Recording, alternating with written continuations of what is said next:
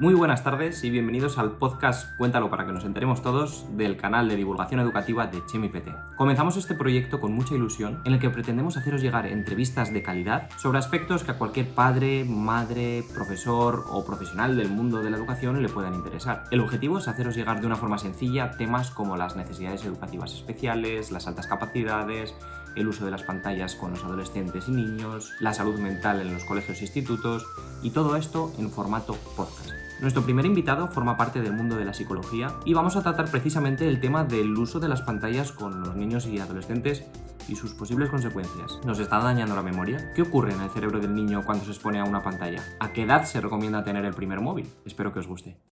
Muy buenas, bienvenidos a este primer episodio de podcast en vídeo de Chemi PT, de Cuéntalo para que nos enteremos todos. Y para este arranque de temporada, que espero que tenga muy buena acogida, tengo por aquí de invitado a un profesional de la psicología. Tenemos a Borja, bienvenido. Hola, gracias. Lo primero, muchas gracias por acogerme en vuestra casa sin Deo, si no me equivoco, ¿no? Eso es, sí. Nada, de nada, hombre, para eso estamos, para colaborar y ayudar en lo que se pueda, como siempre. Bueno, Sindeo es un gabinete de psicología, para el que no lo conozca, que estés en varios puntos de España. Eso es, sí, somos un gabinete de psicología y logopedia. Estamos en Toledo, Valencia y Cáceres por ahora, y aquí en Logroño. Y pues en cuanto a terapias e intervenciones, intervenimos pues con todo tipo de población, desde los niños hasta los adultos, pasando por terapia de pareja, familia, o sea, un poco de todo. Y lo bueno que tenemos de eso es que colaboramos, ¿no? Entonces tenemos... siempre digo lo mismo, cuando vemos una familia o una paciente aquí, no solo lo veo yo, sino que tengo un equipo detrás, ¿no?, al que puedo consultar, preguntar, ¿no?, pues para recibir feedback y trabajar la intervención de una forma un poco más de calidad, ¿no?, por así decirlo. Quería hablar contigo de un tema que yo creo que es de bastante actualidad, que es el uso de las pantallas, sobre todo en niños y adolescentes. Pero bueno, lo primero que te quería preguntar es ¿cuánto miramos nosotros el móvil? Porque creo que es un problema también que parte de los adultos. Sí, nosotros cuando hacemos este tipo de charlas, intervenciones, siempre, sobre todo con niños y adolescentes, como dices, es fijarnos un poco. A veces tenemos siempre el foco puesto hacia los menores, ¿no? Y siempre le decimos que los menores muchas veces son reflejo de nosotros mismos, ¿no?, como padres, ¿no? Entonces, la primera forma que tenemos siempre de empezar es esa, ¿no?, de girar un poco el foco hacia los padres, ¿no?, y decirles, oye, ¿cuánto tiempo estás tú invirtiendo en pantallas, ¿no? Y cuando hablamos nosotros de pantallas, no nos referimos solo al móvil, sino a televisión, ordenador, ¿no?, a todo lo que es pantalla en general, ¿no? Y muchos padres se llevan sorpresas, ¿no? Hay algunos que ni saben dónde mirar en el teléfono, cuánto tiempo están, y cuando lo miran dicen, hombre, pues igual es un poco demasiado y no me había dado cuenta, ¿no? Tengo que decir, vengo prevenido y antes de venir he mirado cuánto llevo hoy con el móvil. Es bastante. Son 3 horitas y estamos a mitad de día. O sea que... Sí, es que es lo que nosotros siempre decimos, que el problema de esto es que está muy involucrado, ¿no?, y muy metido en la sociedad, y hay que entenderlo, que coger a veces también los datos con pinzas. O sea, el uso no es malo en sí, ¿no? Es también para el qué, ¿no?, la finalidad, para qué se utiliza, ¿no? Claro, eso es. En muchas conversaciones familiares, a mí me pasa, o en conversación de amigos, recurrimos mucho, cuando queremos acordarnos de algún dato o mantener algún debate, a mirar a nuestro amigo San Google. Sí. Nos está dañando la memoria. A ver, yo no diría que nos dañe la memoria. O sea, es verdad que tiramos de un recurso muy fácil, ¿no?, y nadie prestaría atención a, yo qué sé, yo me acordaba del número de teléfono de todos mis amigos, ¿no?, el 941, y ahora no me acuerdo no me sé ninguno, casi que no te sabes ni el tuyo, ¿no? Pero sí que es verdad que la memoria la invertimos también para otro tipo de cosas, ¿no? O sea, la memoria no es que desaparezca. O sea, es verdad que ahora mismo sí que igual la memoria ha perdido, y encima en los coles también lo veréis, ¿no?, que ha perdido igual un poco el valor, en el sentido de que ahora se trabaja más los procesos y otro tipo de cosas, pero la memoria yo siempre digo que es bien importante, ¿no?, para muchas cosas, y que hay que trabajarla también. Claro, yo que trabajo en un colegio, efectivamente hemos notado que los niños, trabajando de una forma diferente, no recuerdan tanto, pero nos estamos dando cuenta que tienen menos atención sostenida. No tanto en mi caso, porque llevo pocos años trabajados, pero sí que hay compañeros que han visto muchas generaciones, han pasado por sus manos muchos niños. Está la típica frase, ahora trabajan menos o se concentran menos. Claro, no sé la atención, claro, ya estamos hablando ya de otra cosa. Una cosa es la memoria y otra es la atención, ¿no? Y la atención, evidentemente, pues lo que tiene que ver con pantallas afecta directamente a la atención, evidentemente, ¿no? Porque si te fijas es como que siempre tenemos que tener algo delante, ¿no? Y y nos saltan cosas y nos distraen y luego lo que dices es eso, atención sostenida en algo que no sea el juego para los niños o los vídeos es muy complicado, ¿no? Porque es como que ya les aburre muchas veces, ¿no? El hacer deberes o leer o hacer un puzzle, ¿no? Que son cosas que hemos hecho todos toda la vida, ya como que esto se tarda mucho, no quiero, ¿no? O mantener esa atención ahí en un rato un poco más largo les cuesta una barbaridad, sí. ¿Qué tienen las pantallas que no tenga un puzzle? ¿Qué ocurre, entrando quizás un poco más en materia, a nivel neurológico, sí. ¿Qué les ocurre? Pues fíjate, hay estudios que ya están mirando un poco eso, ¿no? Y lo que tiene que ver es que en las pantallas, tenemos mucha estimulación. Por ejemplo, otra cosa que pasa, pues cuando yo veía la tele había anuncios, ¿no? Y tenías que hacer una pausa, ¿no? Por así decirlo, y decías, bueno, o tenías que esperar un poco a que llegase el programa que tú querías ver, ¿no? Claro. Ahora mismo... Que aprovechas incluso para ir al baño. Eso, hablar o lo que sea, ¿no? Sí, ahora mismo nada de eso, ¿eh? Ahora la publicidad son 5 segundos y la saltas en el YouTube. No quiero ver esto, pues tengo el otro canal, o está todo grabado en Netflix, pones una serie y puedes ver todos los capítulos de una vez, ¿no? Entonces, eso es un poco pues eso, todo el rato puedes consumir, ¿no? No hay un momento de no consumo, porque todo el rato puedes, siempre no hay un límite externo, ¿no? Entonces eso nos obliga un poco más a autogestionarnos muchas veces, ¿no? Antes teníamos ese límite, se ha acabado tu programa que querías ver, se acabó, hasta la próxima semana no había. Esa autogestión igual los niños muchas veces no son capaces. Claro, y eso se ve mucho cuando ves un alto consumo en pantallas. Es cierto que ves que esa autorregulación o esa autogestión muchas veces les cuesta, ¿no? Y ahí es cuando un padre o una madre intenta poner un límite y empiezan los problemas de frustración, de rabietas, ¿no? Porque ellos mismos no saben o no tienen las habilidades para gestionar eso, ¿no? ¿A qué edad recomendarías que tuviéramos un móvil o que tuvieran nuestros hijos móviles? Es una pregunta difícil. Sí, es complicado, ¿no? Y además, cuando hemos hecho otras charlas, siempre esa pregunta nos la suelen hacer, ¿no? Y es un poco...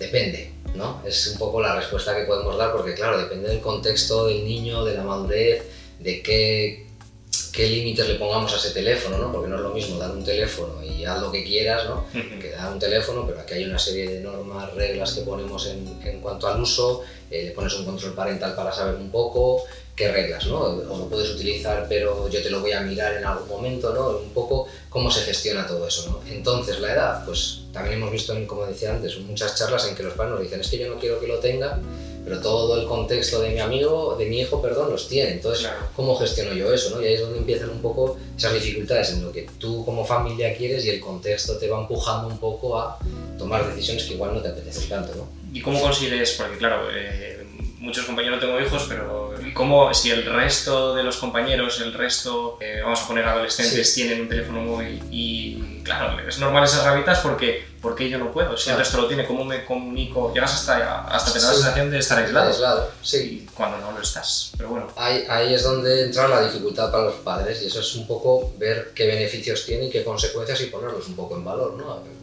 Si tú quieres que tu hijo se relacione y la forma que tienen de relacionarles es esta, o propones una alternativa para que se relacione, o a algún momento tienes que ceder, evidentemente, ¿no? Y lo que decimos siempre, con un consumo responsable. O sea, que tenga teléfono, si tú eres capaz de gestionarlo, no tiene por qué ser malo, ¿no? Claro. La edad, pues hombre, yo es que la edad es muy relativo, ¿no? Pero siempre diría que es cómo gestionar con tu hijo esas normas, esos límites y esa gestión en cuanto al consumo del teléfono, ¿no? Claro. Pero yo siempre diría que cuanto más tarde mejor, dentro de las medidas posibles, ¿no? Cuanto más tarde mejor, pero claro, te van empujando a cuanto antes. Claro.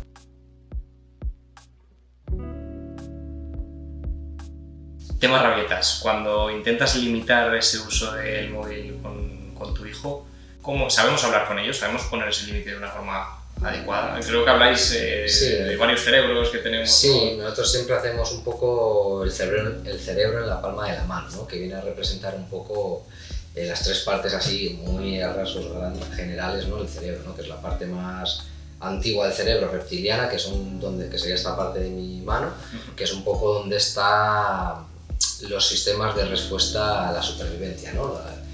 Además de eso está todo lo que tiene que ver con respirar, digestión y todo eso, ¿no? Que se gestionaría desde ahí porque se hace automáticamente, pero también están las respuestas automáticas de supervivencia, ¿no?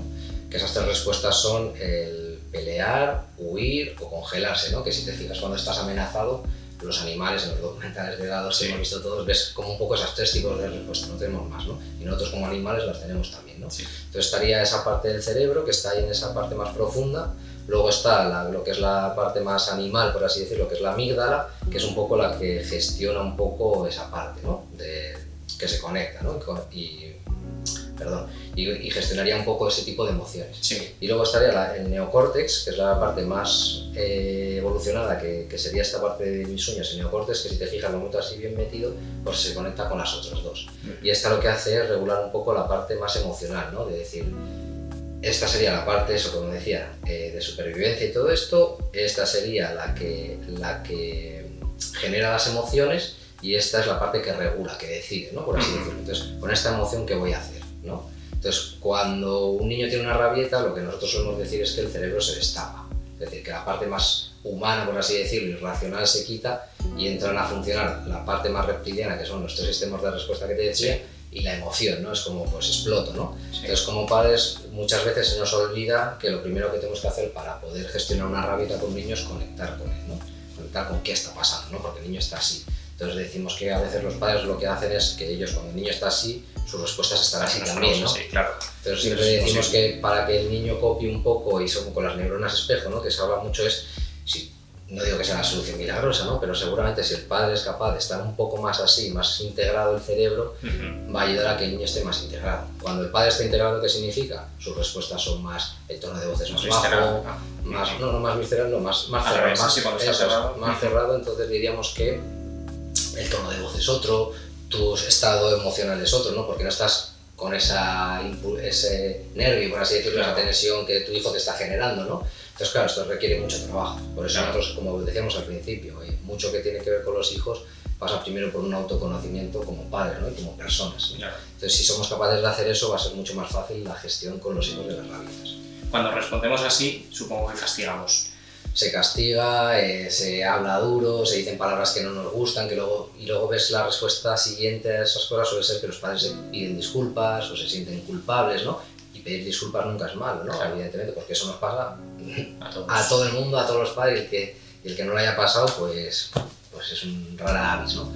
Pero sí que pasa, ¿no? Y entonces es bueno disculparse. El problema es que muchas veces lo que pasa es que se siente el sentimiento de culpabilidad de esta persona, ¿no? De este padre. Entonces, claro, para evitar un poco ese ciclo, por así decirlo, lo ideal es que la mayoría de las veces podamos responder así. Claro, para que nosotros estemos así, nuestro contexto tiene que ayudar, ¿no? A nivel laboral, a nivel personal, ¿no? Que podamos gestionar las cosas así, que hoy en día es muy difícil estar integrado. Cada vez más difícil, creo yo. Como profe, creo que tengo ventaja con esta pregunta, pero... Espera, que se me ha olvidado la pregunta que te iba a decir. Sí, vale, repito. Perdón. Sí, el castigo ibas de... No, que estaba pensando en lo que decías tú de los superhéroes cuando veían las pantallas, cuando tus hijos, de que no conocen todos los superhéroes y no los han visto nunca en la televisión. Y con las rabietas al final lo de que disculparse está muy bien porque ellos aprenden lo que es disculparse y lo que es cometer errores. Exacto. Ay, perdón. No, tranquilo, sí, además me viene bien. Sí, claqueta. Eso es. ¿El castigo funciona? O sea, el castigo tiene cosas buenas, por decirlo entrecomillado, evidentemente, porque tiene una respuesta rápida y eficaz, ¿no? Es como corto, ¿no? De cuajo, por así decirlo, flash, ya está. Sí. Pero claro, a largo plazo, ¿qué genera eso en el niño, no? Que eso lo vemos mucho, ¿no? Cuando un niño es castigado, ¿qué sentimientos está teniendo él, no? Que suelen ser o de revancha, o de rebeldía, o de achicar las orejas y no responder, ¿no? Vemos un poco unas respuestas que son muy negativas, ¿no? En cuanto al sentimiento de él como persona, ¿no? Entonces, ese es un poco el problema que nosotros vemos en cuanto a emocionalmente hablando, ¿no? De cómo esto hace que el niño responda después, ¿no? Porque puede ser que después, pues eso, me voy a vengar y entonces pues te la voy a liar después, o una lucha de poderes, pues ahora no quiero, ahora tal, ¿no? Y empiezas a escalar, ¿no? O simplemente pues que se achique, ¿no? No sé cómo explicar de otra forma, como que se agache las orejas y se quede indefenso, ¿no? Le estamos enseñando también pues eso, esa indefensión, ¿no? Muchas veces, ¿no? Que tampoco es buena, por así decirlo. Todas estas tecnologías muchas veces provocan, sobre todo por falta de esa gestión emocional que comentamos al principio, por la corta edad y por todos los estímulos que están recibiendo, provocan muchas situaciones de vulnerabilidad. Han sido noticias últimamente pues casos de bullying, de acoso, de depresión en adolescentes. Está relacionado. Totalmente. Sí, además una cosa importante que los padres o los adultos tenemos que saber es que los niños hayan crecido con una pantalla al lado no significa que entiendan qué es, ¿no? Claro, que no somos nativos digitales, ¿no? Eso es, que se dice mucho, nativos digitales, sí, pero eso no significa que sepan gestionarlo, ¿no? Tú puedes saber hacer bizcochos, pero eso no significa que puedas comer bizcochos todos los días, a todas horas, ¿no? Entonces es un poco lo mismo, ¿no? Y los riesgos que tiene, ¿no? Claro. Entonces con los niños, adolescentes pasa lo mismo, ¿no? Que hayas nacido con un teléfono, una tecnología al lado no significa que sepas manejarla ni los riesgos que tiene, ¿no? Que son muchos, desgraciadamente, hay mucho riesgo, ¿no? Y yo creo que es bien importante el ver como padres cómo acompañamos ese crecimiento y eso implica informarnos nosotros una vez más, ¿no? Pasa porque tú sepas también qué hay, qué no hay, qué redes sociales hay, qué sucede en las redes sociales, porque al final, si no, dices, no, como yo no entiendo, te desentiendes, ¿no? Es que en los colegios comienzas en un problema, porque, bueno, o por lo menos desde mi perspectiva, porque es muy difícil controlarlo, sobre todo el ciberacoso, o esa es quizás la sensación general. Sí. No sé si será mito. No, eso es un problema y además es bien interesante porque cuando antes hacían bullying en los colegios, tú te ibas a tu casa, se veía, te ibas a tu casa, ibas a tu lugar seguro, por así decirlo, que cerrabas la puerta y se acabó, ¿no? Ahora, ¿qué pasa? Que tú te vas a tu casa, llegas a tu lugar seguro y en el teléfono tienes notificaciones de todo, ¿no? Y es un 24/7, por así decirlo, es que es encender el teléfono y si te están haciendo bullying, pues lo tienes presente todo el rato, ¿no? Y además se extiende muchísimo más rápido. Antes el bullying, igual tenías una pelea, se quedaba en tu colegio y ya está, por así decirlo, ¿no? Y ahora es una cosa que se hace eso viral y te conoce toda la ciudad porque es algo malo, ¿no? Y es muy duro para la persona que lo sufre, ¿no? Y por eso llegamos a veces a casos extremos de, pues es que no sé qué más hacer ni cómo gestionar esto, ¿no? Tengo un recuerdo cuando era pequeño que cuando empezaban esas edades de adolescencia, 13, 14 años, mi primer móvil, yo estaba en la cama y era por la noche, yo me hacía el dormido, pero recuerdo escuchar a mi padre entrar, revisarme el teléfono. ¿Lo siguen haciendo? Porque en ese momento a mí me molestaba, pero claro, ahora no entiendo. Claro, esto pasa un poco por cómo gestionamos los padres todo este tipo de cosas, ¿no? Y las expectativas que tenemos. Muchos igual piensan, perdona que te corte, que puede ser como invasión de su intimidad. Totalmente, pero sí, no claro. sé si que sea menor. Claro, volvemos un poco a qué expectativas hemos generado previamente, ¿no? Si tú con tu hijo has hablado previamente, y depende de la edad una vez más, ¿no? Que esto es una regla para tener teléfono, es que yo te puedo mirar el teléfono y eso es algo que establecemos desde el principio, pues ahí tenemos una expectativa ya, ¿no? El problema es cuando tú, pues como dices tú, me lo hacía de noche cuando yo no lo sabía y como es que yo no me enteraba, ¿no? Entonces ahí estamos invalidando un poco la privacidad, ¿no? Es como, oye, esto no funciona así porque no habíamos acordado esto, ¿no? Entonces, por eso siempre el previo es bien importante, dejar bien claras las expectativas que uno tiene que tener con eso. Entonces, llegados a ese punto, claro, para un padre necesita tener la seguridad de que todo anda bien, ¿no? Y para eso hace falta tener muy buena comunicación con los hijos, ¿no? Claro. Y con los adolescentes pues sabemos que entran en una etapa que igual la comunicación es más hacia afuera que hacia dentro de la familia, ¿no? Entonces muchas veces pasamos por un momento de inseguridad como padres de qué está pasando fuera, qué está viendo y además las noticias que hay no ayudan mucho, ¿no? A estas cosas. Entonces hay que ver uno, pues una vez más, cómo balancea eso desde el principio y pues quiero revisarte el teléfono y diciéndolo antes, ¿no? Previo y también a la edad, una vez más, ¿no? Claro, de cara a esta comunicación con adolescentes, una vez leí, no sé si será cierto, que no sabemos comunicarnos con los adolescentes, porque solamente les pedimos información, qué has hecho hoy, cómo te ha ido, claro, con quién has estado, a qué hora vas a volver, y no nos llegamos a interesar por sus intereses, por la redundancia, ¿no? Sí.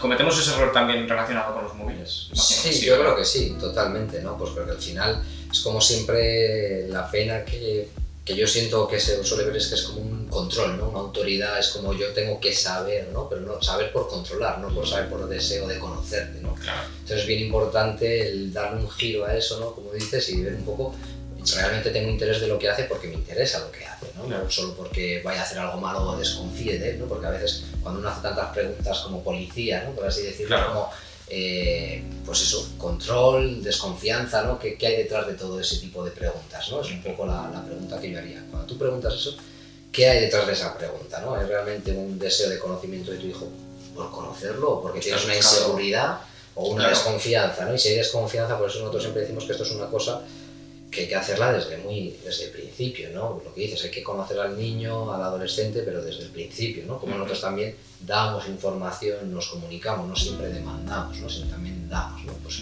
con los niños pequeños pues decirles, a mí me ha pasado esto en el trabajo, perdón, me he sentido así, ¿no? También para la expresión emocional. Me he frustrado. Claro, hablar de sentimientos, que parece que cuesta, eso poco a poco se está rompiendo el tabú, pero... Es un lenguaje que no estamos muy acostumbrados, y menos los hombres, ¿no? Somos algo que tenemos muy... culturalmente estamos muy a un lado, ¿no? Sí. Yo creo que es algo muy positivo el poder expresarlo para verbalizar y sobre todo poner palabras a cosas que no sabemos muchas veces cómo gestionarlas, ¿no? Claro. Y simplemente poner una palabra, una etiqueta, ayuda a saber qué es, ¿no? Claro. Volviendo un momento a los colegios, en la Comunidad de Madrid en el año 2020-2021, ese curso, limitaron el uso del teléfono móvil. Creo que recordar que los prohibieron. ¿Es muy drástico esta medida? Ahí tengo dos perspectivas. Sería cuando uno quiere, para que alguien tenga responsabilidad hay que darle permiso para que la tenga, ¿no? Es decir, si yo no permito que mi hijo tenga responsabilidad, si yo creo que él tenga responsabilidad, le tengo que dar el espacio para que la tenga, ¿no? Si yo soy externamente es el que restringe, ¿en qué momento me estás dejando que yo me autocontrole? Porque eso es una cosa que yo no tengo opción. Claro. Me lo quitas, yo no me autocontrolo, no lo tengo. Claro. ¿No? Entonces es una perspectiva, pero claro, es una educación, volvemos a lo mismo, es una educación que viene muy de atrás, ¿no? Es que cuando los chavales llegan al instituto y hay una educación detrás de respeto al maestro, de aquí no se da teléfono, ¿no? Y los niños entienden, los adolescentes entienden que eso no es el lugar apropiado, ¿no? Pues lo que siempre, el fútbol se juega con el pie, no con la mano. Tú al fútbol no puedes jugar con la mano. Es así la regla, pero los niños saben que no se puede jugar con la mano al fútbol. Claro. Pues un poco lo mismo, saben los adolescentes que en el cole no se puede, digo, desde casa, ¿no? Claro. ¿Lo traen ya integrado o es algo que nos toca una vez más el ver cómo gestionamos Claro. como sociedad, ¿no? De este sitio no es el lugar, y adultos también, ¿no? ¿Cuántas veces hemos estado en reuniones tú y yo hablando y de repente cojan el móvil, no, perdona, sí, te cortan y contesto, o hablan, mientras hablas mirando el teléfono, ¿no? Claro, que en los colegios quizás surge esta balanza, porque si ya en el mundo real y en el mundo para el que se supone que le estamos probando está lleno de tecnología y ocurren estas cosas, ¿cómo no? Ese problema surge en los colegios, ¿no? Y si limitas el uso del teléfono móvil, pero luego estamos utilizando pues, pantallas digitales, ordenadores, es con un uso educativo, es diferente, pero... Claro, y eso yo diría que es un uso adecuado, ¿no? En el sentido de que, bueno, nos sirve para avanzar como sociedad, tiene unas cosas positivas, ¿no? Y volvemos un poco al punto del respeto. El estar con un teléfono en clase es no respetar al profesor, ¿no? Es un poco más básico que todo eso muchas veces. El estar tú y yo hablando y ahora contestar una llamada, no respetarte a ti, ¿no? Por este tiempo. Entonces es un poco, yo entendería más desde ese punto, no de prohibir, porque al final prohibir es como, dime lo que no puedo hacer, que lo voy a hacer, ¿no? Entonces entras en esas dinámicas, ya con los adolescentes que suelen tener esa fase de oposición, por decirlo de alguna forma, ¿no? A los límites, ¿no? Que les gusta ese tipo de cosas. Pues claro, los expones a una situación de esas, ¿no? De pues me lo llevo en el bolsillo escondido o lo miro, ¿no? Claro. Entonces es un poco complicado, es una cosa que es muy complicada. Pero sí, yo entiendo que tiene que haber, yo sí que animaría a tener espacios libres de teléfono, no de tecnología, porque es desde el punto de vista de profesores, pues es una pizarra digital y hay que usarla, pero sí el restringir un poco el uso o el espacio, yo creo que sería, yo estaría de acuerdo. ¿Os encontráis muchos casos de adicción?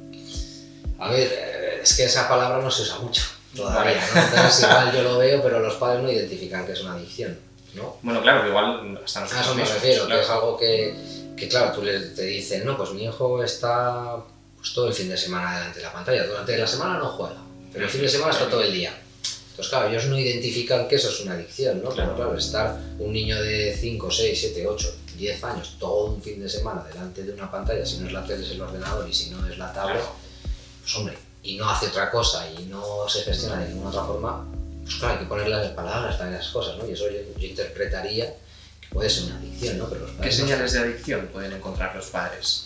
Pues fíjate, señales de adicción es que no hacen otra cosa, cuando se les quita entrar en unas rabietas muy grandes, cuando dedican más tiempo a estar online que offline, por así decirlo, ¿no? Cuando dices que su mundo solo gira en torno a eso, diría yo, ¿no? Y no duermen, ¿no? Porque muchos niños se quedan de noche, no comen, ¿no? Yo he visto chicos que dejan de salir de su cuarto, ¿no?